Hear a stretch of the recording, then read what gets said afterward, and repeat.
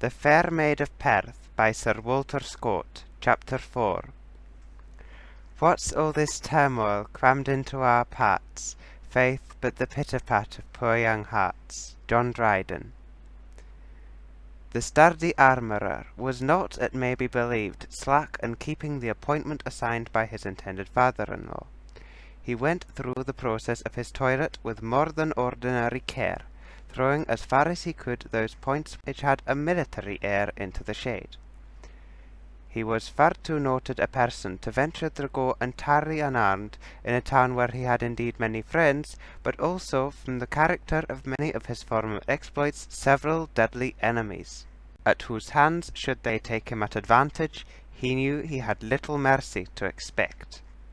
He therefore wore under his jerkin a secret or coat of chainmail, made so light and flexible that it interfered as little with his movements as a modern under waistcoat, yet of such proof as he might safely depend upon, each ring having been wrought and joined by his own hands. Above this he wore, like others of his age and degree, the Flemish hose and doublet, which in honour of the holy tide were of the best superfine English broadcloth, light blue in colour, slashed out with black satin, and passemented, laced that is, with embroidery of black silk. His walking boots were of cordovan leather, his cloak of good Scottish grey, which served to conceal a whinger, or couteau de chasse, that hung at his belt, and was his only offensive weapon, for he carried in his hand but a rod of holly. His black velvet bonnet was lined with steel, quilted between the metal and his head, and thus constituted a means of defence which might safely be trusted to. Upon the whole, Henry had the appearance, to which he was well entitled, of a burgher of wealth and consideration, assuming in his dress as much consequence as he could display, without stepping beyond his own rank and encroaching on that of the gentry. Neither did his frank and manly deportment, though indicating a total indifference to danger, bear the least resemblance to that of the bravos or swashbucklers of the day, amongst whom Henry was sometimes unjustly ranked by those who imputed the phrase in which he was often engaged to a quarrelsome and violent temper, resting upon a consciousness of his personal strength and knowledge of his weapon. On the contrary, every feature bore the easy and good-humoured expression of one who neither thought of inflicting mischief nor dreaded it from others.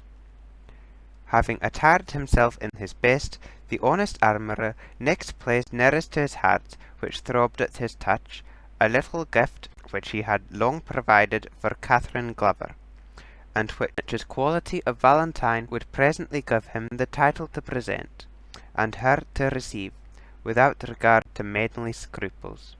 It was a small ruby cut into the form of a heart, transfixed with a golden arrow, and was enclosed in a small purse made of links of the finest work and steel, as if it had been designed for a hauberk to a king.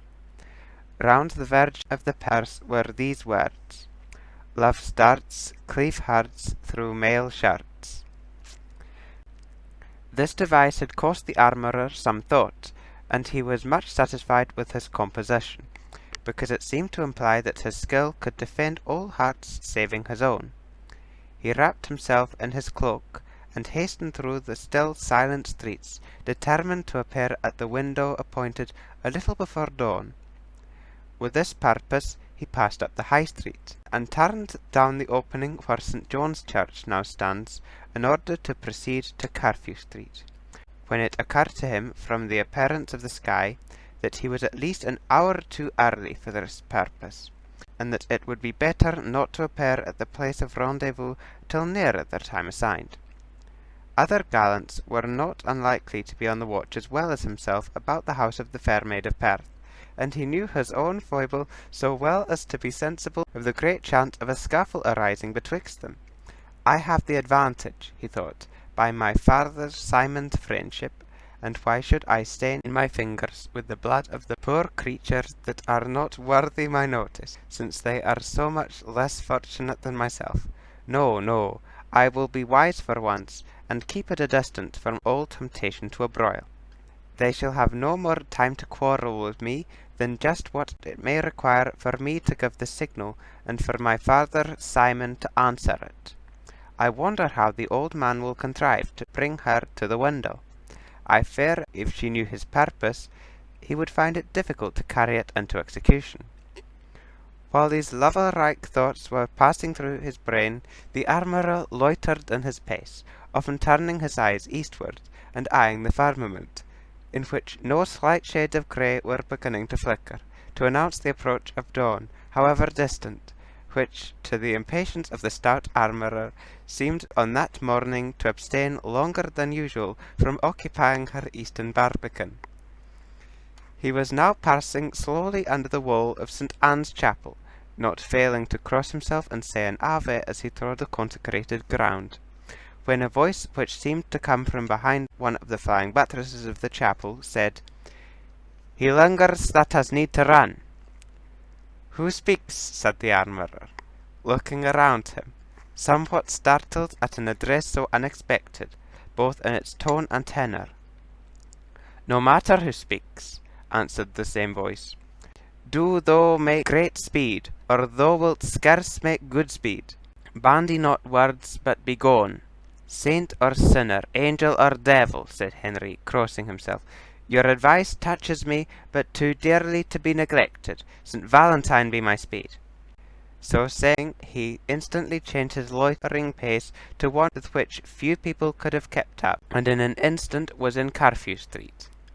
He had not made 3 steps towards Simon Glover's, which stood in the midst of the narrow street, when 2 men started from under the houses on different sides, and advanced, as it were by concert, to intercept his passage. The imperfect light only permitted him to discern that they wore the Highland mantle. "Clear the way, Catherine," said the armourer, in the deep stern voice which corresponded with the breadth of his chest. They did not answer, at least intelligibly, but he could see that they drew their swords, with the purpose of withstanding him by violence. Conjecturing some evil, but of what kind he could not anticipate, Henry instantly determined to make his way through whatever odds, and defend his mistress, or at least die at her feet. He cast his cloak over his left arm as a buckler, and advanced rapidly and steadily to the 2 men. The nearest made a thrust at him, but Henry Smith, parrying the blow with his cloak, dashed his arm in the man's face, and tripping him at the same time, gave him a severe fall on the causeway, while almost at the same instant he struck a blow with his whinger at the fellow who was upon his right hand, so severely applied that he also lay prostrate by his associate. Meanwhile the armourer pushed forward an alarm, for which the circumstances of the street being guarded or defended by strangers who conducted themselves with such violence afforded sufficient reason. He heard a suppressed whisper and a bustle under the Glovers' windows, those very windows from which he had expected to be hailed by Catherine as her Valentine. He kept to the opposite side of the street, that he might reconnoitre their number and purpose. But one of the party who were beneath the window, observing or hearing him, crossed the street also, and taking him a whisper, for one of the sentinels asked in a whisper, "What noise was yonder, Kenneth? Why gave you not the signal?" "Villain," said Henry, "you are discovered, and you shall die the death." As he spoke this, he dealt the stranger a blow with his weapon, which would probably have made his words good, had not the man, raising his arm, received on his hand the blow meant for his head. The wound must have been a severe one, for he staggered and fell with a deep groan. Without noticing him further, Henry Smith sprang forwards upon a party of men, who seemed engaged in placing a ladder against the lattice window in the gable. Henry did not stop either to count their numbers or to ascertain their purpose, but crying the alarm word of the town, and giving the signal at which the burghers were wont to collect, he rushed on the night walkers, one of whom was in the act of ascending the ladder. The smith seized it by the rounds, threw it down on the pavement, and placing his foot on the body of the man who had been mounting, prevented him from regaining his feet. His accomplices struck fiercely at Henry to extricate their companion, but his mail coat stood him in good stead, and he repaid their blows with interest, shouting aloud, "Help, help, for bonny St. Johnstone! Bows and blades, brave citizens, bows and blades! They break into our houses under cloud of night!" These words, which resounded through the streets, were accompanied by as many fierce blows dealt with good effect among those whom the armour assailed. In the meantime, the inhabitants of the street began to awaken and appear on the streets in their shirts, their swords and targets, and some of them with torches. The assailants now endeavoured to make their escape, with all of them affected excepting the man who had been thrown down along with the ladder, whom the intrepid armourer had caught by the throat in the scuffle, and held as fast as the greyhound holds the hare. The other wounded men were borne off by their comrades. "Here are a sort of knaves breaking peace within the bar," said Henry to the neighbours, who began to assemble. "Make after the rogues. They cannot all get off, for I have maimed some of them. The blood will guide you to them." "Some Highland Catharines," said the citizens. "Up and chase, neighbours." "Aye, chase, chase. Leave me to manage this fellow," continued the armourer. The assistants dispersed in different directions, their lights flashing and their cries resounding through the whole adjacent district. In the meantime, the armourer's captive entreated for freedom, using both promises and threats to obtain it. "As thou art a gentleman," he said, "let me go, and what is past shall be forgiven." "I am no gentleman," said Henry. "I am Hal of the Wynd, a burgess of Perth, and I have done nothing to need forgiveness." "Villain, thou hast done thou knowest not what, but let me go, and I will fill thy bonnet with gold pieces." "I shall fill thy bonnet with a cloven head presently," said the armourer, "unless thou stand still as a true prisoner." "What is the matter, my son Harry?" said Simon, who now appeared at the window. "I hear thy voice in another tone than I expected. What is all this noise, and why are the neighbours gathering to the affray? There have been a proper set of lummers about to scale your windows, Father Simon, but I am likely to prove godfather to one of them, whom I hold here, as fast as ever vice held in iron." "Hear me, Simon Glover," said the prisoner. "Let me but speak one word with you in private, and rescue me from the gripe of this iron-fisted and leaden-pated clown, and I will show thee that no harm was designed to thee or thine, and moreover tell thee what will much advantage thee." "I should know that voice," said Simon Glover, who now came to the door with the dark lantern in his hand. "Son Smith, let this young man speak with me. There is no danger in him, I promise you. Stay but an instant where you are, and let no one enter the house, either to attack or defend. I will be answerable that this galliard meant but some St. Valentine's jest." So saying, the old man pulled in the prisoner and shut the door, leaving Henry a little surprised at the unexpected light in which his father-in-law had viewed the affray. "A jest," he said. "It might have been a strange jest if they had got into the maiden's sleeping-room, and they would have done so had it not been for the honest friendly voice from betwixt the buttresses, which, if it were not that of the blessed saint, though what am I that the holy person should speak to me, could not sound in that place without her permission and assent, and for which I will promise her a wax candle at her shrine, as long as my whinger, and I would I had had my two-handed broadsword instead, both for the sake of St. Johnstone and of the rogues, for of a certain those whingers are pretty toys, but more fit for a boy's hand than a man's. O my old two-handed Trojan, hadst thou been in my hands, as thou hangst presently at the tester of my bed, the legs of those rogues had not carried their bodies so clean off the field. But there come lighted torches and drawn swords. So ho, stand, are you for St. Johnstone? If friends to the bonny bar, you are welcome." "We have been but bootless hunters," said the townsman. "We followed by the tracks of the blood into the Dominican burial ground, and we started two fellows from amongst the tombs, supporting betwixt them a third, who had probably got some of your marks about him, Harry. They got to the postern gate before we could overtake them, and rang the sanctuary bell. The gate opened, and they went in, so they are safe in garth and sanctuary, and we may go to our cold beds and warm us." "Aye," said one of the party. The good Dominicans have always some devout brother of their convent sitting up to open the gate of the sanctuary to any poor soul that is in trouble and desires shelter in the church. Yes, if the poor hunted soul can pay for it, said another. But truly, if he be poor in purse as well as in spirit, he may stand on the outside till the horns come up with him. A third, who had been poring for a few minutes upon the ground by advantage of his torch, now looked upwards and spoke. He was a brisk, forward, rather corpulent little man, called Oliver Proudfoot, reasonably wealthy, and a leading man in his craft, which was that of bonnet-makers. He therefore spoke as one in authority. "Canst tell us, Jolly Smith," for they recognised each other by the lights which were brought into the streets, "what manner of fellows they were who raised up this fray within the borough?" "The twa that I first saw," answered the armourer, "seemed to me, as well as I could observe them, to have Highland plaids about them." Like enough," answered another citizen, shaking his head.